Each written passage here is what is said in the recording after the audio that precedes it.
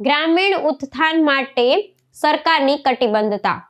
કેન્દ્રીય મંત્રી શિવરાજસિંહ ચૌહાણે વિવિધ જનકલ્યાણકારી યોજનાઓનું ચિતાર આપ્યું। કેન્દ્રીય ગ્રામીણ વિકાસ મંત્રી શિવરાજસિંહ ચૌહાણે દેશના ગ્રામીણ વિસ્તારોના સર્વાંગી વિકાસ માટે સરકાર દ્વારા સમયાંતરે અમલી બનાવવામાં આવેલી વિવિધ યોજનાઓનો વિસ્તૃત અહેવાલ સંસદમાં રજૂ કર્યો છે।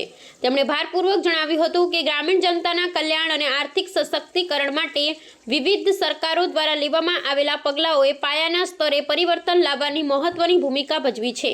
આ યોજનાઓનો મુખ્ય ઉદ્દેશ્ય છેવાડાના માનવી સુધી પાયાની સુવિધાઓ અને રોજગારીની તકો પહોંચાડવાનો રહ્યો છે। ઐતિહાસિક પરિપ્રેક્ષ્યમાં યોજનાઓની રજૂઆત કરતા મંત્રીએ જણાવ્યું હતું કે ગ્રામીણ માળખાકીય સુવિધાઓના નિર્માણ માટે અગાઉની જવાહર રોજગાર યોજનાથી લઈ અને વર્તમાન વિકસિત ભારત રોજગાર ને આજીવિકા ગેરંટી મિશન સુધીની મજલ લાંબી રહી છે। તેમણે ઉમેર્યું કે સરકારની પ્રાથમિકતા હંમેશા એવી પ્રણાલી વિકસાવવાની રહી છે જે પારદર્શક હોય અને જેનો સીધો લાભ શ્રમિકોના બેંક ખાતામાં જમા થાય। આ કલ્યાણકારી યોજનાઓ માત્ર કામ પૂરતી સીમિત નથી, પરંતુ તે ગ્રામીણ ભારતના આત્મસન્માન અને આર્થિક સ્થિરતાનું માધ્યમ બની શકે છે। ગ્રામીણ વિકાસ મંત્રીએ વિશ્વાસ વ્યક્ત કર્યો હતો કે આગામી સમયમાં નવી તકનીકી અને આધુનિક પદ્ધતિઓના ઉપયોગથી આ યોજનાઓને વધુ વેગ આપવામાં આવશે। તેમણે વિપક્ષ અને રાજ્યોને આહ્વાન કર્યું હતું કે પક્ષીય રાજનીતિથી ઉપર ઉઠીને ગ્રામીણ ગરીબોના હિતમાં કાર્ય કરવામાં આવે।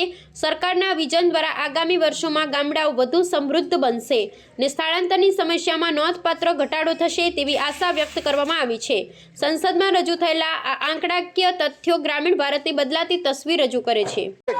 अनेकों आई ग्रामीण जनशक्ति कार्यक्रम आया, ग्रामीण रोजगार के लिए ट्रस्ट योजना आई, काम के बदले अनाज योजना आई, राष्ट्रीय रोजगार कार्यक्रम आया, ग्रामीण भूमि रोजगार गारंटी कार्यक्रम आया, जवाहर रोजगार योजना भी आई, संपूर्ण ग्रामीण रोजगार योजना भी आई, काम के बदले अनाज योजना भी आई। माननीय सभापति महोदय, एक योजना ने थोड़ा काम किया, जब उसमें कमी रही तो नाम बदल के दूसरी योजना लाई गई। वैसे ही नरेगा भी आई। पहले इन्होंने महात्मा गांधी के नाम पर नरेगा का नाम नहीं किया, लेकिन जब 2009 में चुनाव आए और वोटों का सवाल आया तब महात्मा गांधी का नाम जोड़ने का काम इन्होंने किया। ये तो चुनाव के लिए महात्मा गांधी का इस्तेमाल करते।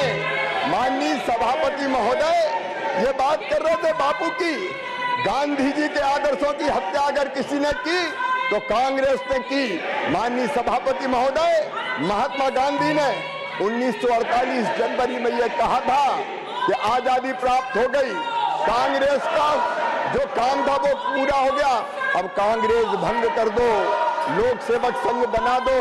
लेकिन आजादी के आंदोलन की विरासत का चुनावी लाभ लेने के लिए पंडित जवाहरलाल नेहरू ने कांग्रेस समाप्त नहीं की और इनने बापू के आदर्श की हत्या तब पहली बार की।